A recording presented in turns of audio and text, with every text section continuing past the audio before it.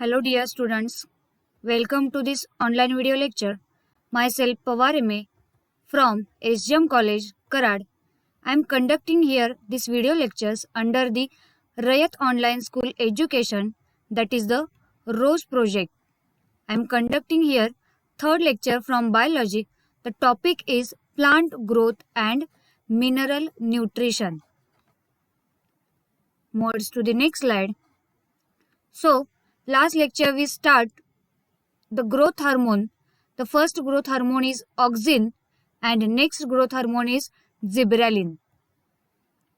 So, growth hormones is term was coined by first Starling in 1906 in Animal Physiology. The internal factors that influence growth are called growth hormone or growth regulators, as they inhibit, promote or modify the growth. The growth promoters is the auxin, gibberellin and cytokinin, and growth inhibitors in plants are ethylene and abscisic acid. So, today's lecture we start. The second growth hormone is gibberellin.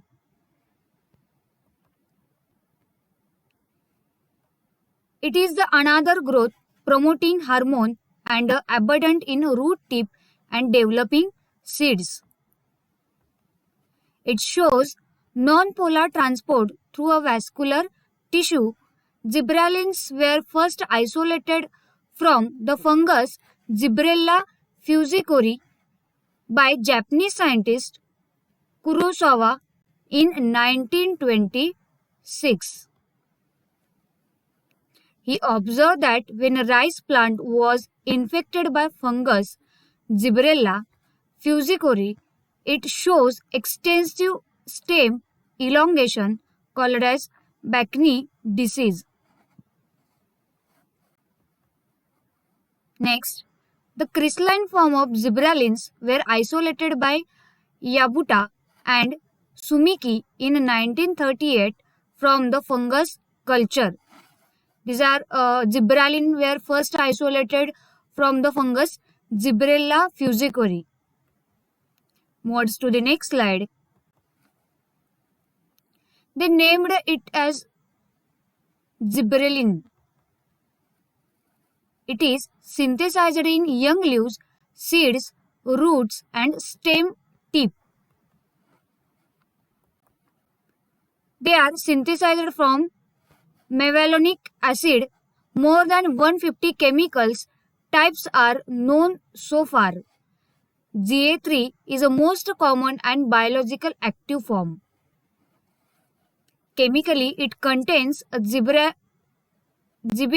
ring, a cyclic diterpene with 4 isoprene units. Moves to the next slide. So, physiological effect and applications of gibberellins. These are the physiological effect and applications of the gibberellins. Dormancy of bud can be broken by gibberellin treatment. It can promote seed germination in cereals like barley and wheat by the synthesizing hydrolyzing enzyme amylase to produce sugar. The most striking effect of it is the elongation of stem, where internodes increase in length. It also promotes bolting, that is elongation of internodes just prior to flowering in plants, those with rosette habit, example beet and cabbage. Moves to the next slide. It causes parthenocarpy in tomato, apple and pear and flowering in long day plants.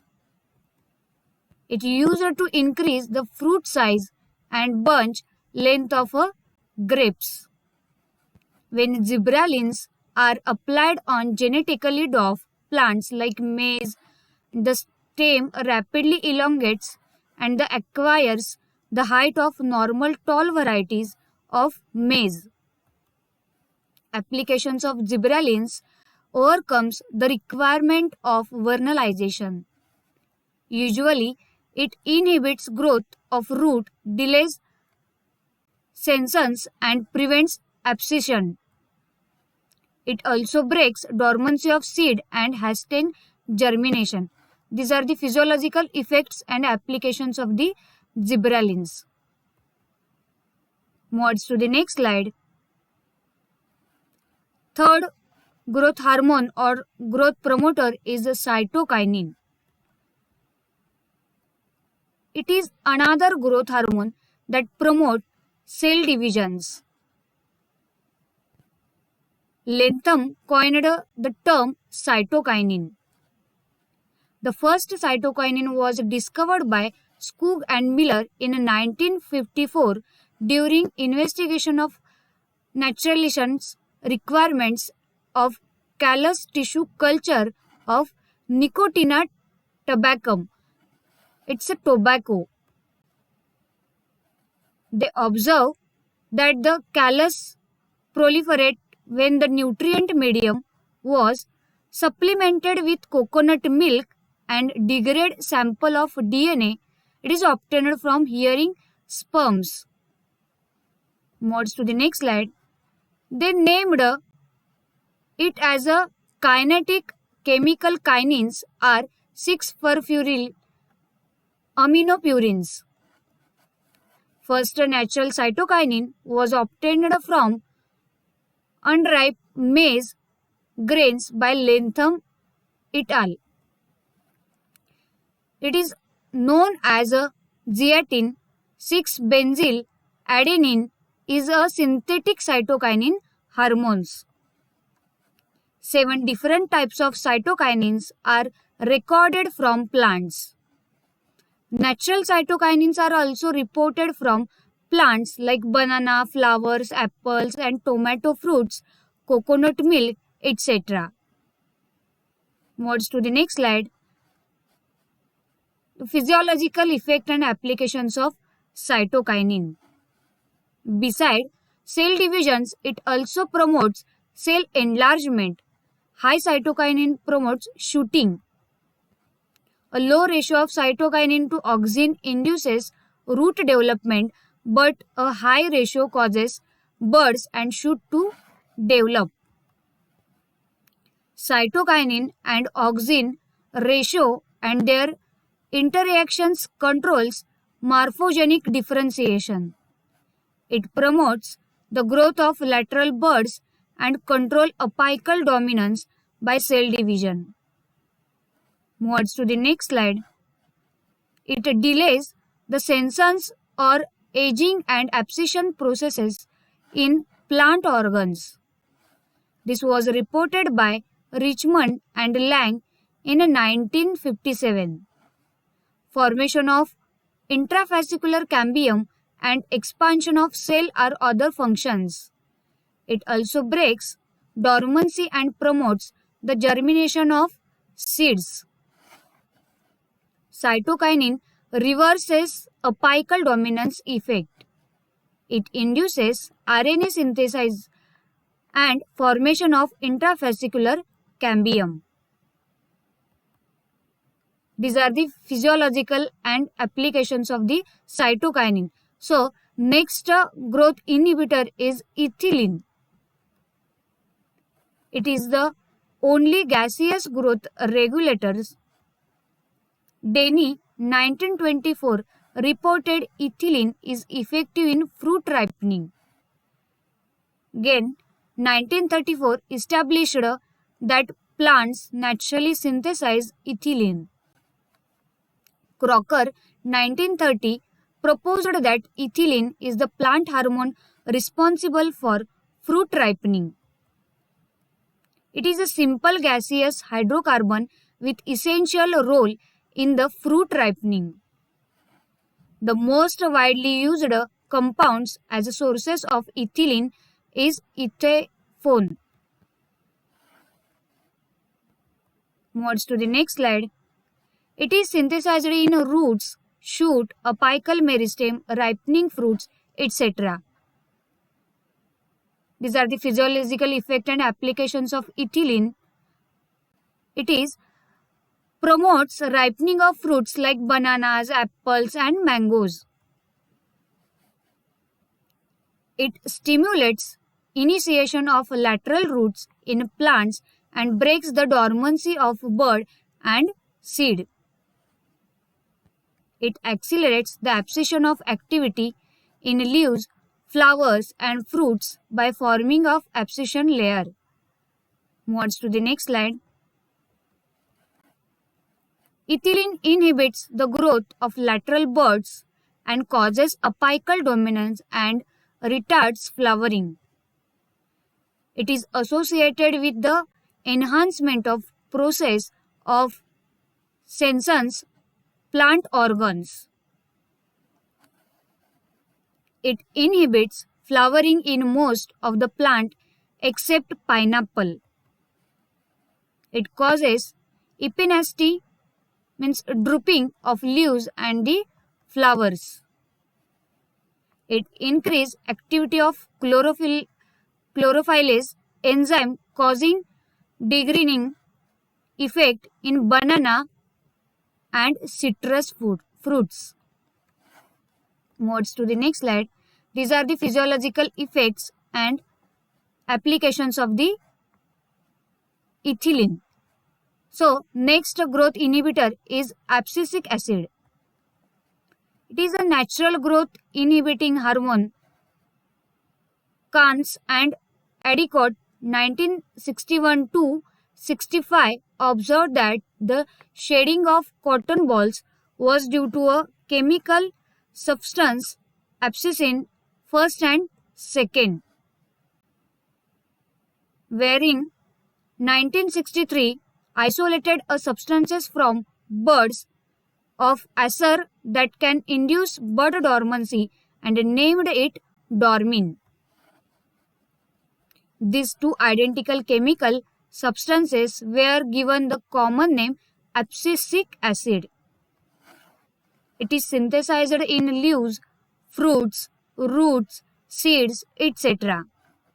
Chemically, it is a 15-carbon sesquipenoid and synthesized from malonic acid. Moves to the next slide. Physiological effect and applications of abscisic acid. ABA means abscisic acid. It promotes abscission of leaves and induces dormancy in many plants. It controls the dormancy in bud and seed by inhibiting growth processes. It accelerates the senescence of the leaves, flowers and fruits.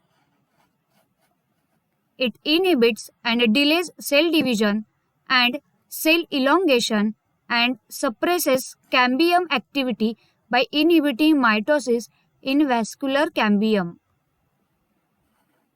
Abscisic acid could cause efflux of K+ ions from the guard cells and result in closure of stomata, so it is known as an antitransparent. Moves to the next slide. It acts as a stress hormone by inducing the plant to bear the adverse environmental conditions. It inhibits flowering in long day plants but stimulates flowering in short day plants. Moves to the next slide. Next point is photoperiodism. Higher plants reproduces sexually by producing special structure called as a flower. Plants exhibit transition from vegetative growth to reproductive growth during which flowers are produced. Like vegetative growth, reproductive growth is also influenced by several environmental and nutritional factors. Among the environmental factors, light and temperature exert profound influence of flowering. The influence of light is known as a photoperiodism and that of temperature is vernalization. Moves to the next slide. Light as an environmental factor influence germination of seed, vegetative growth or photosynthesis. Means light is very important to seed germination or plant growth. Next, light as a factor has three aspects: qualitative, intensity and duration of light. It is the duration of light that has profound effect on flowering in higher plants. The term photoperiodism was used by Garner and Allard 1920. They were studying the flowering behavior in plants, soybean and Maryland mammoth variety of tobacco. They found that soybean plant flowers during late summer and tobacco variety during winter, irrespective of their germination and growing season. Moves to the next slide. The picture shows photoperiodism. The A requires a relatively long and uninterrupted darkness, and B is require of relative small duration of darkness or no darkness at all. These are the picture shows photoperiodism. It is a light color or light present. This dark color is a darkness, critical dark period and flash of light. These are the show the photoperiodism in plants. Moves to the next slide.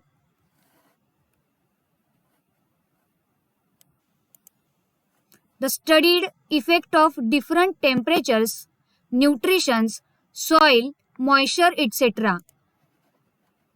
In respect of flowering, none of these were found to regulate flowering. However, experimental they found that the exposure to specific durations of light, that is photoperiod, has a profound influence on flowering.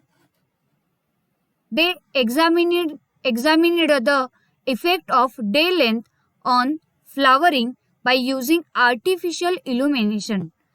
They concluded that the relative length of the day was most crucial in the growth and development of flowers, to which they coined the term photoperiodism.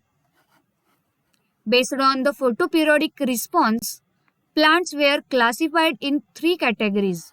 Short day plants means SDP, long day plants means LDP, and day neutral plants means DNP, etc. Moves to the next slide. So, first is short day plant.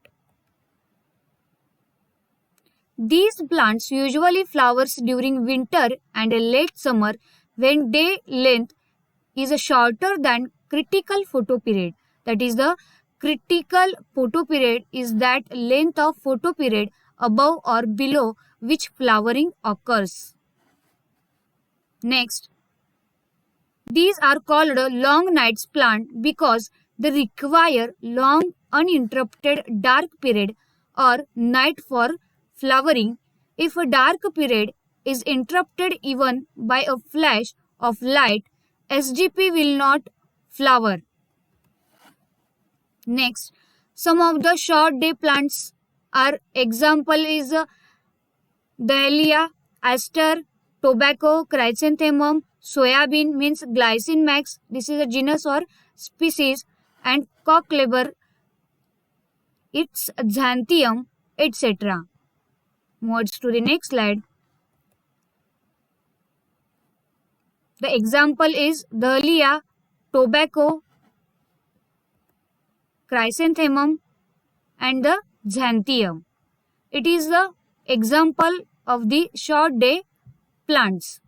Moves to the next slide. Long day plants means LDP. Plants that flower during a summer are called long day plants. They require longer duration of light than the critical photoperiod for flowering. They are called short night plants as they require short dark period.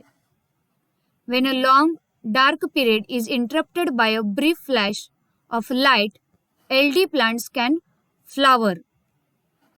Example: pea, radish, sugar beet, cabbage, spinach, wheat, poppy, etc. Moves to the next slide. The picture shows example of the long day plants. First picture shows pea, second radish, third cabbage, and fourth wheat. The picture shows long day plants. These are the example of long day plants. Moves to the next slide. C is day neutral plants, means DNP. These plants flowers throughout the year around, independent of durations of light or photoperiod. They do not require specific photoperiod to flower. Therefore, they are called as a day neutral plants. Example: cucumber, tomato, cotton, sunflower, maize, balsam, etc. Moves to the next slide. Some examples of the day neutral plants. First is cucumber, cotton, tomato, and sunflower is the example of the day neutral plants. Moves to the next slide. Phytochrome. Hendricks and Botryck's 1952 observed that flowering in SD plants is inhibited if a dark period is interrupted even by a flash of red light of 660 nanometer. If it is immediately followed by far red light, it is a 730 nanometer, then SD plants will flower. This observation led them to conclude that some pigment system in plant receives the photoperiodic stimulus. These pigments proteins are called phytochromes. The reaction shows phytochromes. The leaves produces light receiving proteinaceous pigment called as a phytochrome that induce a flowering. It exists into interconvertible forms is red PR and the far red is PFR. Moves to the next slide. When far red light absorb far red light, it is converted into PR red light and vice versa. These are located in the cell membrane of green cells. During daytime, far red light accumulates in the plants. It inhibits flowering in SDP, means short day plants, but initiates flowering in LDP, means long day plants. During dark period, far red light changes into a red light. It stimulates or promotes flowering in SDP, short day plants, and inhibits flowering in long day plants. Moves to the next slide. Next point is vernalization. So, temperature as environmental factors influences several physiological processes including reproduction. Temperature as a factor has three cardinal points: minimum, optimum, and maximum temperature. It is a low temperature chilling treatment that induces early flowering in plants, as was evidenced by Clippert 1918.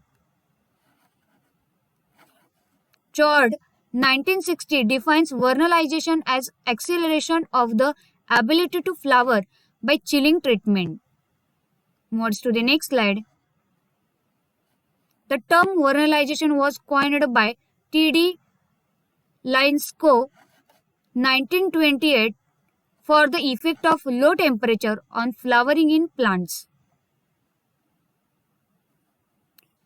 It is an influences of temperature on development and flowering. Many plants, such as cereals, crucifers, requires a period of cold treatment for flowering. It is method inducing early flowering in the plants by pre-treatment to their seeds or seedlings at low temperature at 1 to 60 degrees Celsius for 1 to 1.5 months duration. The sites of vernalization is believed to shoot a apical meristem. Generally, vernalization is effective at seed stage in annual plants. Moves to the next slide. Vernalization stimulus is also chemical stimulus named as vernalin. This can be transferred through a grafting. McClure 1939. The revision of vernalization by high temperature treatment is called as a devernalization. So next point is advantages of vernalization. Crops can be produced earlier. Crops can be cultivated in a region where they do not grow naturally. These are the advantages of the vernalization. So in this lecture we study the vernalization, growth hormones. That is, the growth hormones is ethylene, abscisic acid, cytokinin, gibberellin. These are growth hormones study in this lecture. Next point is vernalization. We study in this lecture. So next point is study in next lecture. Thank you.